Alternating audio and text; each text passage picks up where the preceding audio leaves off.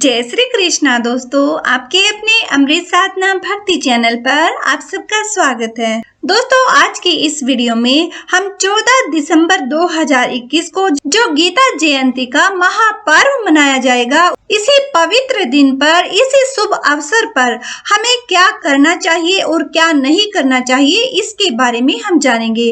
दोस्तों, जैसे कि आप जानते ही होंगे, 14 दिसंबर 2021 को मोक्षदा एकादशी का व्रत का दिन भी रहेगा और इस दिन को बहुत ही पवित्र माना जाता है, क्योंकि एक तो मोक्ष को प्रदान करने वाला पवित्र दिवस इसे कहा जाता है। मोक्षदा एकादशी का व्रत इस दिन किया जाता है और साथ ही इसी दिन भगवान श्री कृष्ण ने अर्जुन को गीता का ज्ञान भी दिया था। तो दोस्तों, इस दृष्टि से भी भगवान विष्णु का बहुत ही प्रिय दिवस इसे माना जाता है और गीता जयंती के दिन गीता का पाठ करना अत्यंत ही शुभ माना जाता है। महाभारत के अनुसार इस पवित्र दिन पर भगवान श्री कृष्ण ने अर्जुन को भागवत गीता का उपदेश दिया था और इसी पवित्र दिन पर गीता जैसे महान ग्रंथ का जन्म हुआ था। गीता जयंती के दिन आपको यह अवश्य जानना चाहिए कि आपको क्या करना चाहिए और क्या नहीं करना चाहिए। तो आइए दोस्तों, हम इसके बारे में जान लेते हैं कि गीता जयंती के इस पवित्र दिन पर हमें क्या करना चाहिए और क्या नहीं करना चाहिए। दोस्तों, पहला कार्य, गीता जयंती के दिन गीता का पाठ अवश्य कीजिएगा।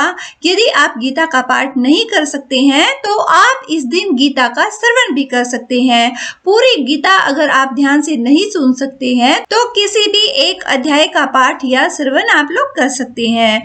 और दूसरी जो बात है, गीता में दिए गए उपदेशों को सुनकर उन्हें अपने जीवन में, अपने व्यवहार में अवश्य ही उतारना चाहिए। तीसरी जो बात है दोस्तों, गीता जयंती के दिन घर में गीता का पाठ अवश्य कराना चाहिए और भगवान श्री कृष्ण की पूजा भी हमें अवश्य रूप से करनी चाहिए। चौथी जो बात है, गीता जयंती के दिन किसी भी ब्राह्मण को गीता का आप दान अवश्य कीजिएगा, क्योंकि इस दिन गीता का पाठ करना, गीता का श्रवण करना और गीता का दान करना, ये तीनों ही महान कार्य माने जाते हैं। और पांचवी जो बात है दोस्तों, गीता जयंती के दिन श्रीमद् भागवत गीता का पाठ करते समय अपने पितरों को अवश्य याद कीजिएगा। ऐसा करने से आपके पितरों को भी गीता सुनने का लाभ प्राप्त होगा और उनको भी मोक्ष की प्राप्ति होगी। छठी जो बात है, गीता जयंती के दिन अपने पितरों की शांति के लिए उनकी प्रिय वस्तुएं और कुछ दक्षिणा, अन्न, धन, वस्त्र जो भी आपसे बन सके किसी ब्राह्मण को अवश्य देना चाहिए। योग्य ब्राह्मण अगर आपके आसपास है तो अति उत्तम है, अन्यथा आप किसी जरूरतमंद व्यक्ति को भी इन चीजों का दान कर सकते हैं।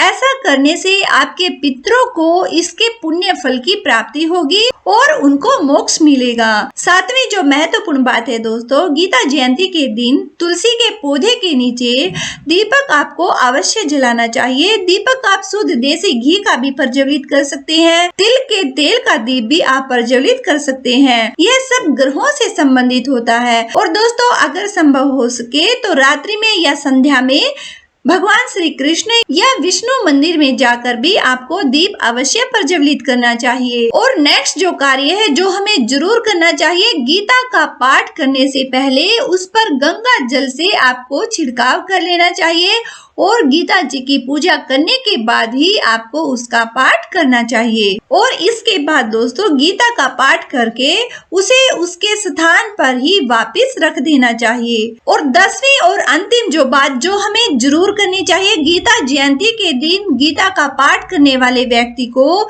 सिर्फ फलाहार का ही सेवन करना चाहिए। इससे आपको अनंत कोटि गुना पुण्य फलों की प्राप्ति होती है। दोस्तों, ये तो हुए वे कार्य जो हमें जरूर करने चाहिए। और आइए अब हम जान लेते हैं उन कार्यों के बारे में जो गीता जयंती पर हमें भूल कर भी नहीं करने चाहिए। पहला जो कार्य है, गीता जयंती के दिन न केवल गीता का बल्कि किसी भी धार्मिक ग्रंथ का आपको अपमान नहीं करना चाहिए।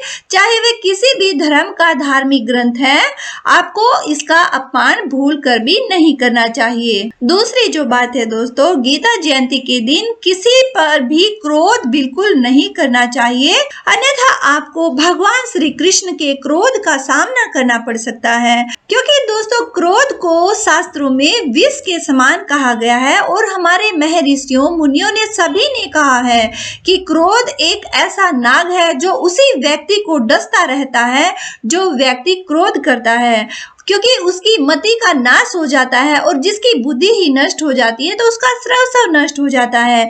इसलिए दोस्तों हमें क्रोध बिल्कुल नहीं करना चाहिए। और तीसरा जो कार्य है, गीता जयंती के दिन किसी भी रूप में किसी को भी अपशब्द नहीं बोलने चाहिए। अपनी वाणी पर संयम हमें जरूर रखना चाहिए। और चौथा जो कार्य है, गीता जयंती के दिन किसी साधु संत, ब्राह्मण या निर्धन व्यक्ति या किसी भी स्त्री का हमें भूल कर भी अपमान नहीं करना चाहिए। और दोस्तों गीता जयंती के दिन जिस जगह पर गीता का पाठ किया जा रहा हो उस स्थान पर भूल कर भी तामसिक भोजन या मांस मदिरा का सेवन नहीं करना चाहिए। और छठी जो बात है दोस्तों, गीता का पाठ करने से पहले आपको नहा धोकर पवित्र हो जाना चाहिए। बिना स्नान करे या साफ वस्त्र धारण किए बिना गीता को छूना भी नहीं चाहिए। अशुद्धि में इसे हाथ भी लगाना पाप समझा जाता है। और सातवीं जो बात है दोस्तों, गीता का पाठ करने वाले व्यक्ति को लहसुन और प्याज से बने हुए भोजन का सेवन नहीं करना चाहिए। और दोस्तों अगर संभव हो सके तो अपने घर में भी आप लहसुन और प्याज जैसी तामसिक चीजों को मत पकाइएगा और इस दिन इनको छूना भी नहीं चाहिए। और आठवां जो कार्य है, गीता जयंती के दिन भगवान श्री कृष्ण के दिन भूल कर भी चावल का प्रयोग आपको नहीं करना चाहिए, क्योंकि इस दिन एकादशी भी रहेगी। और इस दिन अगर आप चावल का प्रयोग करते हैं, चावल खाते हैं, पकाते हैं, तो दोस्तों आपको रेंगने वाले जीवों की योनि प्राप्त होती है। तो भूल कर भी चावल का आपको प्रयोग नहीं करना चाहिए। और नौवां जो कार्य है, गीता जयंती के दिन किसी भी बुजुर्ग का या ब्राह्मण का या स्त्री का आपको अपमान नहीं करना चाहिए। और जो अंतिम कार्य है दोस्तों, जो हमें भूल कर भी अनजाने में भी नहीं करना चाहिए, वो है गीता जयंती के दिन गीता के उपदेश को सुनकर उसका मजाक बिल्कुल भी नहीं बनाना चाहिए, अन्यथा आप नष्ट हो जाओगे, बर्बाद हो जाओगे। क्योंकि भगवान ने जो गीता की वाणी कही है, जो गीता का उपदेश दिया है, वह व्यक्ति के जीवन को संवारने के लिए है, उसका मार्गदर्शन करने के लिए है। और व्यक्ति का सबसे प्रिय और परम मित्र गीता को कहा जाता है, क्योंकि श्री गीता जी भगवान के हृदय में बसती है। तो दोस्तों हमें इस गीता की वाणी का, इसके श्लोकों का, इसके ज्ञान का, इसके उपदेशों का बिल्कुल भी अपमान नहीं करना चाहिए, ना ही मजाक उड़ाना चाहिए। ओके दोस्तों, तो ये थे कुछ महत्वपूर्ण कार्य जो कि गीता जयंती के दिन पर हमें करने चाहिए। और साथ ही हमने वो आपको वर्जित कार्य भी बता दिए हैं जो कि हमें भूल कर भी नहीं करने चाहिए। तो दोस्तों वीडियो अगर आप लोगों को पसंद आई है तो लाइक और शेयर जरूर कीजिएगा, ताकि इस जानकारी का और व्यक्ति भी लाभ उठा सके। और चैनल पर अगर आप लोग पहली बार वीडियो देख रहे हैं तो चैनल को सब्सक्राइब करना मत भूलिएगा। साथ ही बेल आइकन को भी प्रेस कर लीजिएगा, ताकि चैनल पर जो भी वीडियो अपलोड की जाए उसका नोटिफिकेशन सबसे पहले आप लोगों को मिल सके। और दोस्तों कमेंट सेक्शन में जय श्री कृष्णा जरूर लिखिएगा। तो फिर मिलते हैं किसी नई जानकारी के साथ। जय